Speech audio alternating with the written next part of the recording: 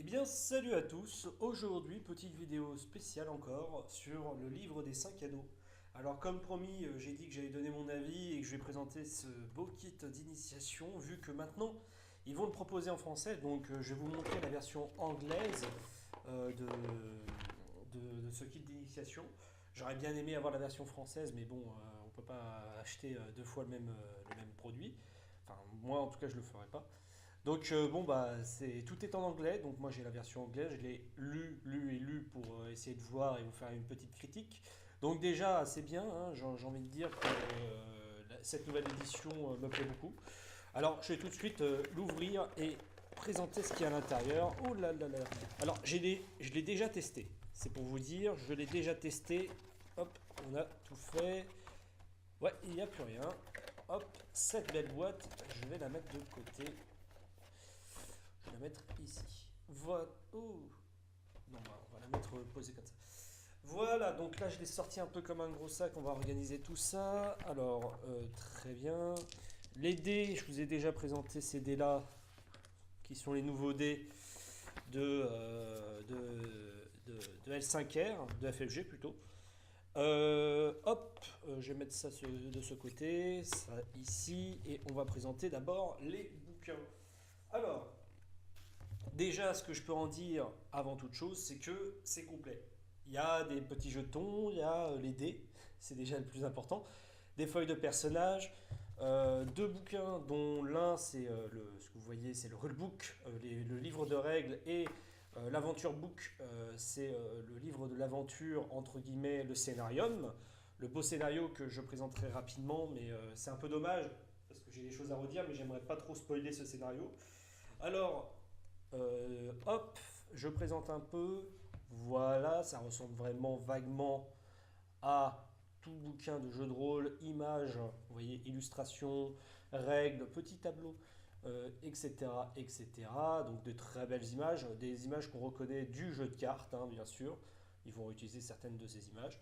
Bref, là c'est le bouquin de règles. Les règles sont sur ma chaîne, vous voyez à peu près de quoi je veux parler.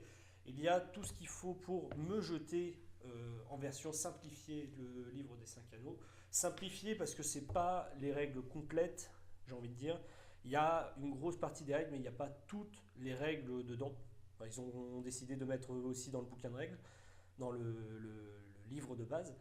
Voilà, voilà. Donc, moi, j'apprécie beaucoup. Très belle illustration de face. Ouais. Bon, j'apprécie beaucoup. Très intéressant, bien sûr. Il y a des choses qui sont très intéressantes. Je vais venir sur le scénario. Donc, je vais présenter. Hop, voilà, c'est tout. Euh, le scénario, j'ai beaucoup à redire pour ceux qui sont comme moi assez fans du livre des 5 anneaux. Il y a un scénario principal, j'ai envie de dire, pour tous ceux qui veulent débuter dans le livre des 5 anneaux, c'est le championnat de Topaz, le scénario, j'ai envie de dire, d'initiation, le scénario avec lequel on fait un groupe de jeux de rôle L5R, L5A.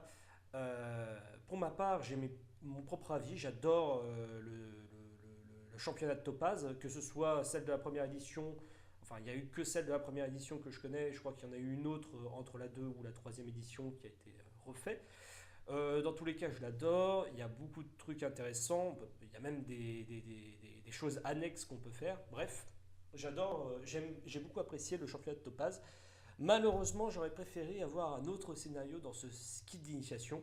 On refait la licence, c'est pas pour ça qu'on doit refaire les mêmes scénarios. Je suis désolé, FG, là c'était un peu de la flemme. Et en plus, pour proposer un truc qui me semble correct, mais moins bien. Enfin, après, c'est bien sûr que je l'ai joué le vrai et que je peux le comparer avec celui-là. Celui qui est proposé, je le trouve moins intéressant du point de vue initiation. Il est intéressant, mais du point de vue général, pour en faire quelque chose, un peu moins. Donc, bien sûr, il y a aussi sur leur site, vous pouvez aller sur leur site, il y a d'autres scénarios, comme celui où on est dans le château du champion d'émeraude. Et je crois qu'il y en a d'autres. Enfin bref, voilà, allez vous renseigner sur leur site. Je crois que c'est Fantasy Game, un truc comme ça. Euh, Bref, je vais présenter ensuite quelque chose que j'ai vraiment, là cette fois-ci j'étais assez surpris et je me suis dit, bah, c'est super. Parce que on a la sublime carte de Rokugan revisitée un peu avec, voilà, il y a les châteaux. Donc tout est en anglais, hein, c'est un peu le truc. Voilà, donc là on a les Shadowlands. De l'autre côté, voilà, on voit même Tsuma, cette fameuse ville qui était jamais sur les cartes et qu'on cherchait pendant des heures. Cette fameuse ville, là au moins elle est présentée. Voilà, donc il y a des trucs qui changent, hein. Il n'y a pas toutes les villes, il n'y a pas toutes les cités qu'on connaît si bien. Il y a la Cité des Mensonges en tout cas, ça c'est très très bien. J'espère qu'ils vont peut-être refaire une édition de la Cité des Mensonges, mais toujours un peu révisité, pas copier-coller. Donc de l'autre côté, on a le château du champion d'émeraude, hein, très bien, vraiment très beau, très peu exploitable je trouve, mais il y a des trucs qui sont assez sympas. Je l'ai joué, le scénario, il est cette fois-ci assez novateur. J'ai beaucoup apprécié l'aspect enquête, mais aussi l'aspect qu'on pouvait donner de conflit d'intérêts à l'intérieur du château, enfin à l'intérieur dans la cour du champion d'émeraude. J'ai jamais eu l'idée, et c'est vraiment une très bonne idée, les conflits comme ça. Et on a la ville de Tsuma, et je pense que c'est la première fois qu'on a une ville, la ville de Tsuma, représentée en carte, et je ne l'avais jamais vue de cette façon. Il y a tout, il y a vraiment tout ce que je reconnais, donc il y a le truc du marchand exotique, moi je le voyais plutôt comme une yourte. Alors là, ça m'a étonné de le voir comme ça, c'est vrai que ça dénote de l'architecture globale, mais bon. Il y a plein de trucs qui m'ont intéressé, donc voilà, j'ai trouvé ça très intéressant. Oui, bah je me répète un peu, mais bon, vous me comprenez. Donc, la Kakita Academy, moi je la voyais dans les montagnes là-bas paumée. Blablabla, il y a les docks, tac tac tac, ça je m'en souvenais. Ça, la maison du saké, pareil. Tac tac tac, voilà. The House of the Lotus Red. The House of the Red Lotus. Donc, ça, tous ceux qui ont joué ce scénario connaissent assez bien. Je pense, un endroit qu'on visite. Tac, tac, tac. Bon, bah après, voilà, hein, sublime carte. J'apprécie énormément dans ce contenu, c'est ça. Parce que je peux la réutiliser pour n'importe quelle édition. Par contre, hop, voilà, je regardais un peu ma batterie. Par contre, aussi quelque chose que je pourrais réutiliser, c'est ces petits jetons. Alors là, il y a du spoil, hein, vous voyez, il y a des trucs, etc. Bref, faites pas très attention, mais c'est plutôt pour les MJ, pour ceux qui voudraient masteriser ce kit d'initiation. Bah, des petits jetons, j'ai envie de dire, bah, ça fait toujours plaisir. Que puis-je dire d'autre? Oui, bah, des petits dessins sympas, on peut les utiliser. Bakemono, je crois qu'il y a un ogre, etc.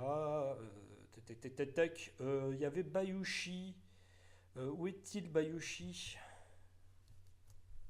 Je crois que je l'ai mis là-dedans. Enfin, il était bien représenté, je crois. Bref, il y a Bayushi, il y a tac, tac, tac, Akodo. Ah, je sais plus son prénom, mince. Ah, ça m'est sorti de la mémoire. Les trois quarts des noms m'ont sorti. Il y a Doji Satsume là, etc. etc. Bref, je vais pas présenter tous les persos maintenant. Surtout qu'on en a pour un moment, hein, mais voilà, il y a les jetons, j'apprécie aussi, c'est toujours utile. On peut les utiliser sur la carte et montrer, voilà, vous vous trouvez en groupe là, et puis là il y a lui. Bref, ça montre les PNG importants aussi. Donc les dés, je les ai présentés, maintenant j'ai présenté les PNJ, donc ils sont au nombre de 4. Alors j'ai été très très très mécontent du choix des PNJ. Alors, il y a de la variété, je suis d'accord. Au moins, il y a les 4 entre guillemets classes jouables. Il y a le Bushi, le courtisan, le moine et le Shugenja, ou la Shugenja. Il n'y a pas le Shinobi, heureusement, mais en fait, sur leur site, il est proposé les autres clans et aussi le Scorpion Shinobi. Donc, ce que je peux reprocher, c'est qu'il n'y a plus de Bushi du clan Scorpion, bref. Là, j'ai déjà présenté la feuille à plusieurs reprises. Très bonne feuille, il y a toutes les instructions. Là, j'ai en anglais, mais je pense qu'en français, ça aide énormément pour les décisions. Deuxième chose intéressante, c'est que tous les prénoms des personnages sont faciles à dire. Aki, Yoshi, Ren et Masako. Franchement, c'est un bel effort et c'est bien trouvé parce que des fois, quand on a des noms en japonais, qu'on débute, on a toujours du mal à les prononcer. Alors que là, c'est même pas une syllabe, sauf Masako qui fait 2 syllabes, mais Ren, Yoshi, on arrive quand même à le prononcer.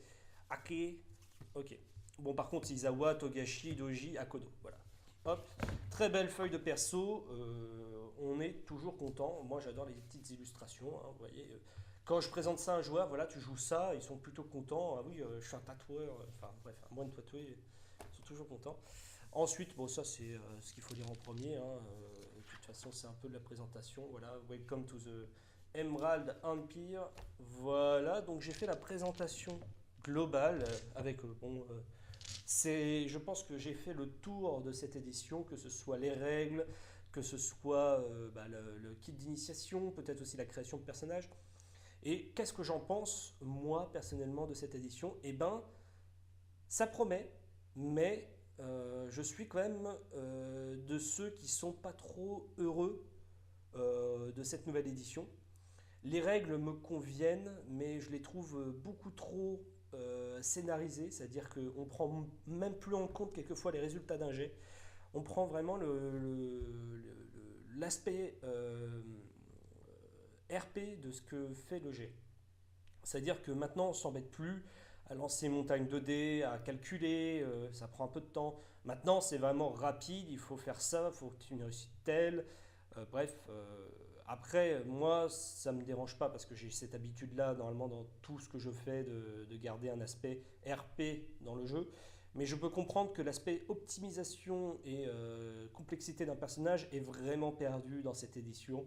On perd en complexité dans le sens où votre personnage reste assez, enfin techniquement, il n'y a pas de stats réelles pour tout ce que représente votre personnage. Par exemple, les avantages, désavantages, c'est un peu disparu. C'est quand même resté, mais ça n'a pas plus d'intérêt que ça en fait. Ça a vraiment diminué en intérêt. Maintenant, les désavantages, c'est plus pour se dire que voilà, votre personnage est comme ça, mais personnellement, je les utilise très peu, même les avantages sont très peu utilisés. Ce qui est intéressant, c'est les capacités, l'aspect du personnage et le RP que fait le joueur avec. Bref, voilà mon avis sur cette édition. J'espère que ça vous a plu cette petite vidéo. Je vous dis à une prochaine fois et on va essayer de faire une autre vidéo sur une présentation pareil d'un kit d'initiation. Je pense que j'en ai beaucoup à faire. Donc je vous dis ciao et à plus.